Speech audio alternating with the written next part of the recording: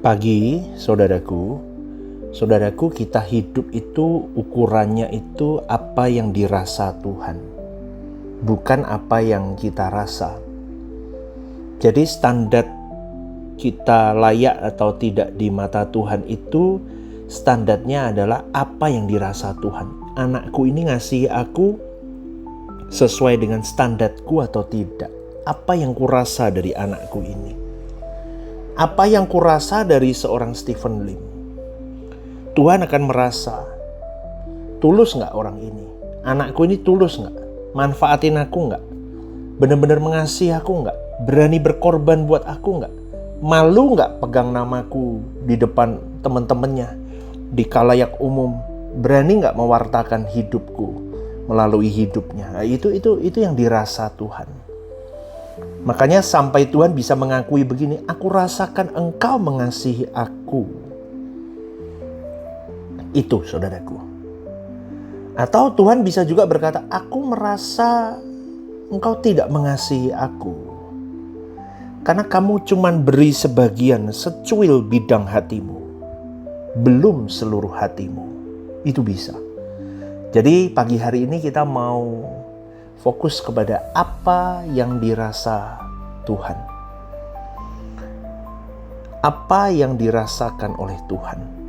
Sebab Tuhan menghendaki seluruh hidup, seluruh hati kita buat Dia. Gak egois, tapi memang Dia sang pemilik kok, saudaraku.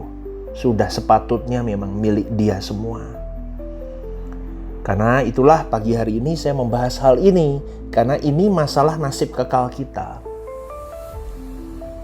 Karena bukan hanya cuman kamu dan saya hidup di bumi ini berapa puluh tahun selesai enggak kan.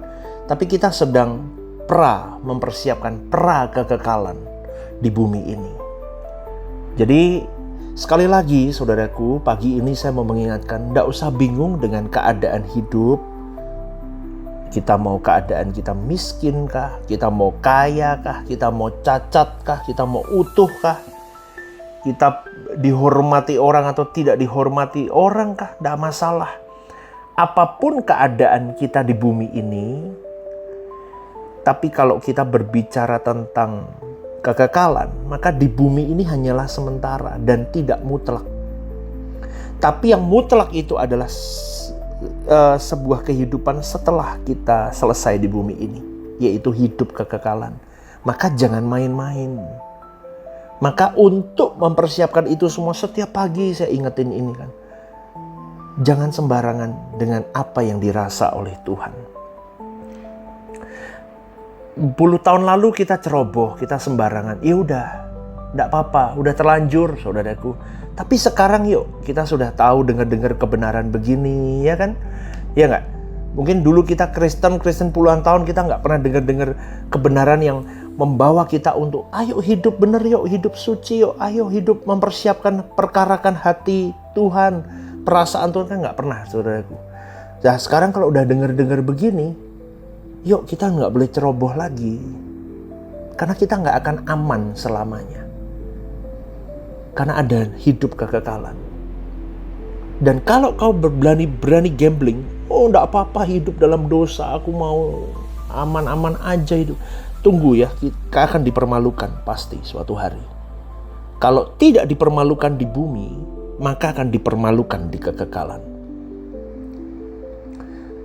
Ada orang yang setelah meninggal baru ketahuan ternyata dia punya wanita simpanan banyak.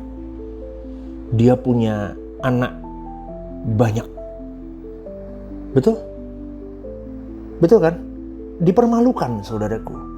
Dan banyak orang menganggap remeh, dan setan pun menipu dengan berkata, gak apa-apa, masih punya kesempatan, umurmu masih panjang, apalagi kamu masih baru saja menikah, atau waduh kamu aja baru selesai kuliah, atau baru kuliah, umurmu panjang masih punya kesempatan, udah nakal-nakal dulu deh, nanti gampang. Hati-hati saudaraku. Oh gitu ya, masih punya kesempatan. Itu kecerobohan hidup. Mestinya ya kita berpikir bahwa aku gak punya kesempatan lagi. Jangankan besok, nanti siang, nanti sore pun aku gak tahu. Aku bisa diakhiri hidupku. Maka janganlah ceroboh hidup. Dosa itu kayak lumpur hisap itu loh saudaraku. hati-hati loh. Dia akan menyedot engkau dan saya sampai engkau tidak bisa berkutik di situ. Yang bisa mengeluarkan dari lumpur dosa itu adalah diri kita bersama dengan Roh Kudus. Makanya hajar hidup kita dekat kaki Tuhan. Diam di pelukan Tuhan. Menangis, mengerang, dan kau berkata, I need you Lord, aku butuh engkau. Aku bodoh, aku terhisap terus dalam dosa. Wah, susah saudaraku. Dosa apa? Dosa cinta uang, dosa pornografi, dosa apalagi dosa mulut bocor, dosa penipuan, dosa apalagi dosa pemecah belah. Wah, itu udah banyak. Itu roh-rohnya tuh ngiket semua. Udah masih banyak lagi lainnya.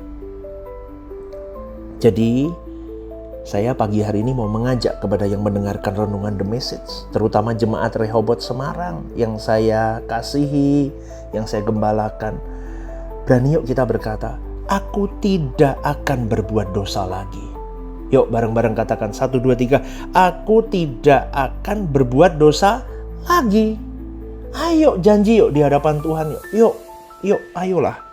Handphonemu kalau ada tontonan-tontonan yang gak tepat, yang lalu-lalu ya udah minta ampun sama Tuhan. Tapi sekarang udah yuk dimatiin. Jangan nonton yang gak perlu. Amin, saudaraku. Ya, yang suka latah, ngata-ngatain orang, semua kebun binatang keluar, yuk bertobat yuk. Berhenti yuk. Yang suka temperamental, yuk berhenti yuk. Karena dengan kita berjanji, aku tidak akan berbuat dosa lagi. Aku tidak akan berbuat dosa lagi. Itu akan menghindarkan kita dari kehidupan yang melukai perasaan Tuhan. Coba ya kita ketemu orang, terus kita jengkel sama orang itu, kemudian kita kutuki orang itu. Duh, itu ciptaan Tuhan. Kamu menghina ciptaan Tuhan. Sakit loh hati Tuhan. Jangan anggap remeh saudaraku. Hal kecil kelihatannya ini bukan dosa besar kok, tapi kecil pun itu melukai Tuhan. Tidak ada dosa besar, dosa kecil sebetulnya. Tetap aja dosa, meleset. Karena dosa pada intinya adalah meleset dari apa yang Tuhan mau. Gak urusan besar kecilnya. Maka ini biarlah menjadi realitas yang memperingatkan kita bahwa ada realita yang mengerikan. Betapa indahnya kalau kita sudah membangun hubungan dengan Tuhan, karena kita gentar terhadap realita kekekalan itu. Makanya di dalam Lukas 16 ayat 9-10 dikatakan, ikatlah persahabatan dengan mempergunakan mamon. Mamon hanya jadi alat, bukan Tuhan. Kita harus mengikat persahabatannya dengan Tuhan, bukan dengan mamon. Mamon kita pakai untuk bersahabat dengan Tuhan. Tapi hari ini orang Kristen mengikat persahabatan dengan mamon dengan memanfaatkan Tuhan.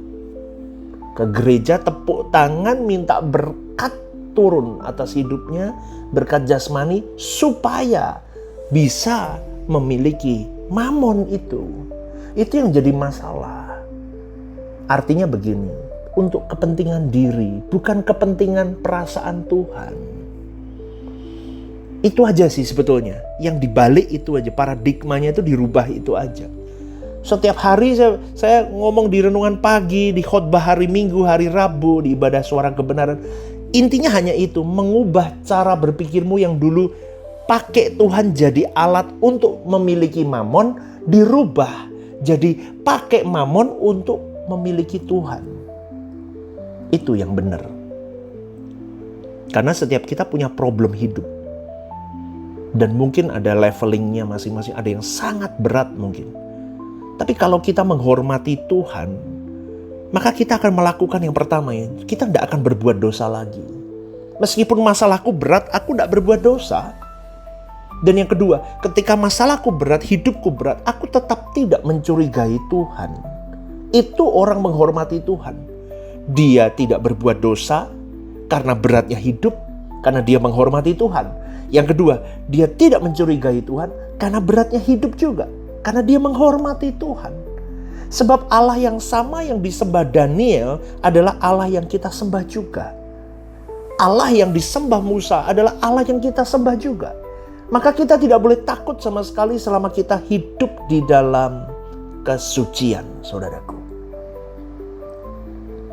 Kalau kita meyakini Allah yang hidup, kita menghormati Dia. Kita juga mempersiapkan diri terhadap kekekalan. Kita beberes hidup kita tiap saat. Jangan salah, jangan salah, jangan salah. Kita sampai sebegitunya. Aku gak mau salah. Aku gak mau meleset. Aku gak mau meleset. Tapi konsep saya begini belum tentu semua orang bisa terima. Ada orang punya konsep kan Allah Maha Pengampun. Meleset lumrah, anak-anak bapaknya bisa mengampuni. Tapi anak-anak bayi terus itu. Gak gede-gede. Kalau udah gede, udah dewasa, udah remaja, udah berkeluarga, kan berjuang untuk tidak melukai orang tuanya dong. Masa dari kecil ngomong sembarangan sama orang tuanya sampai gede masih ngomong sembarangan? Kan gak bisa, saudaraku. Jadi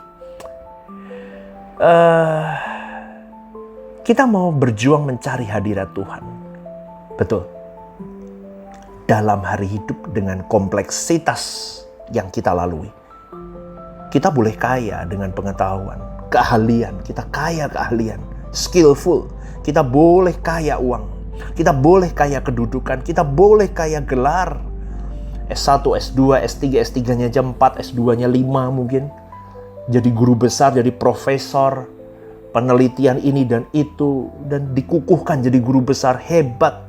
Tapi ingat saudaraku, kalau kita tidak kaya dalam perjumpaan dengan Tuhan, itu akan lebih miskin dari orang miskin, saudaraku. Amin. Semoga ini membuka pemikiran kita semua. Jadi perkayalah diri kita dengan face to face with God, perjumpaan dengan Dia. Maka ketika kita berada di ujung maut, saudaraku, suatu hari nanti, ketika kita berhadapan dengan ujung maut, kita baru tahu betapa berartinya aku berjumpa dengan Allah itu. Hari ini kita punya banyak waktu, kita buang-buang gak mau ketemu Dia. Tapi di penghujung, di sakaratul maut, kau baru mengerang mau ketemu Tuhan. Tapi waktumu tidak banyak. Ingat loh, orang yang terbiasa menjumpai Allah, maka di ujung maut, kita tidak perlu lagi meraba-raba, meraih-raih untuk menemukan tangan Tuhan. Gak perlu, karena tiap hari tangan itu bersama dengan kita. Tiap hari kita menjaga perasaannya. Pasti Allah bersama dengan kita. Ya gak, saudaraku? Tiap hari kita genggam tangan Tuhan. Mau mati pun kita genggam tangan Dia. Apa yang kita cari lagi? Dia punya perasaan, saudaraku. Dia tahu kau dan saya mengasihi Dia dengan benar apa enggak. Dan Allah itu maha besar, maha dahsyat, maha mulia. Siapa kita? Begitu kurang ajarnya puluhan tahun kita hidup. Kita hanya sebongkok tanah liat yang dihembuskan dengan nismat hayim. Roh Allah itu dihembuskan di hidung kita. Terus kau mau sombong, kita mau sombong. Sombong apa? Semua dari Dia, saudaraku. Terus kamu gak mau melayani Dia. Kita ini berhutang hidup, saudaraku. Maka banggalah kau punya Tuhan yang hidup. Banyak orang takut kelihatan dia seorang Kristen. Orang takut bermasalah dengan pekerjaannya karena dia Kristen. Dia takut orang memandang dia aneh karena dia Kristen. Apalagi dia seorang pelaku suara kebenaran, dia takut. Kenapa harus takut? Bukankah Allah tidak akan mempermalukan orang yang mengasihi Dia? Betul gak, saudaraku? Tapi Tuhan akan buat orang itu malu kalau orang itu malu untuk menyatakan bahwa dia punya Allah yang hidup. Saudaraku, perkarakan hal-hal kekekalan. Perkarakan, jangkau jiwa-jiwa. Itu akan menyenangkan perasaan Tuhan. Allah berjanji semua akan ditambahkan kepada kita. Bagi yang sudah senja hari tua, jangan sia-siakan. Apalagi sudah senja usia indah. Ayo kita mumpung masih bisa mencari hadirat Tuhan. Membawa banyak jiwa untuk Tuhan. Why not? Kenapa tidak? Ayolah bergegas. Kau tidak bisa mewariskan harta bendamu apapun. Tapi kau bisa mewariskan legasi iman kepada orang-orang yang kau temui. Untuk mengasihi Tuhan. Dan itu lebih berharga dari emas dan perak, saudaraku. Dari hal-hal kecil kita bisa lakukan itu. Dari hal-hal sepele yang ada di tangan kita, kita bisa memberitakan kebenaran, kita bisa membawa banyak jiwa. Maka pada pagi hari ini, saudaraku, mumpung masih ada waktu, cari Tuhan. kita tidak akan menyesal. Dia bukan salah satu yang penting, tapi dia satu-satunya yang terpenting dalam hidup kita. Dia bukan prioritas karena tidak ada yang lain. Hanya Tuhan yang kita cari. Maka sebelum kesempatan itu berlalu, kita harus bertobat. Inilah panggilan hidup kita. Penjala manusia. Dan itulah yang membuat perasaan Tuhan itu disenangkan. Jangan hilang, saudaraku. Jangan hilang akan apapun yang Tuhan titipkan dalam hidupmu. Selagi masih punya kesempatan, jangan tunda. Apa yang kita miliki hari ini, semua buat Tuhan, bukan untuk diri kita, dan Tuhan akan menambahkannya. Maka bertobatlah, carilah Tuhan dengan sungguh-sungguh sebelum waktu kita berlalu, dan kita tidak pernah punya kesempatan untuk mengulang lagi. Amin ya saudaraku ya. Ya. Maka janji Tuhan itu jelas. Saya tutup dengan satu kalimat ini. Janji Tuhan adalah kalau ada orang yang mencari Tuhan dengan sungguh-sungguh sesuai dengan janjinya.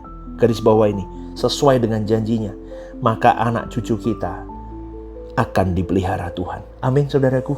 Kita tidak bisa jagai mereka 24 jam. Nggak bisa saudaraku. Tapi terbukti di dalam sejarah. Kita melihat gerak Tuhan.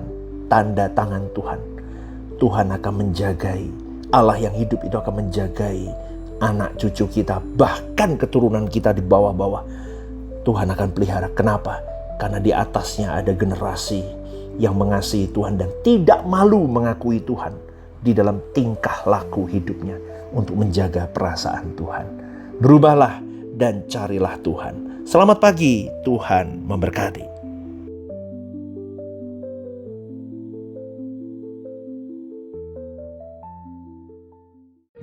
Ibadah Suara Kebenaran, setiap hari Rabu, jam 6:30 malam, di Gereja Sentral AND Mall Lantai UG.